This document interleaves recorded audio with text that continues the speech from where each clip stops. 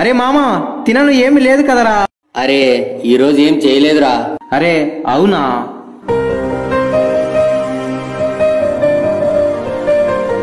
అరే మామా రే అన్నం తినరా.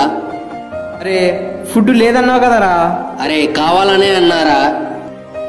అరే కావాలని ఎందుకన్నావురా? కావాలని ఎందుకన్నానో నువ్వే గుర్తు తెచ్చుకోరా. హలో బేబీ, వస్తున్నా.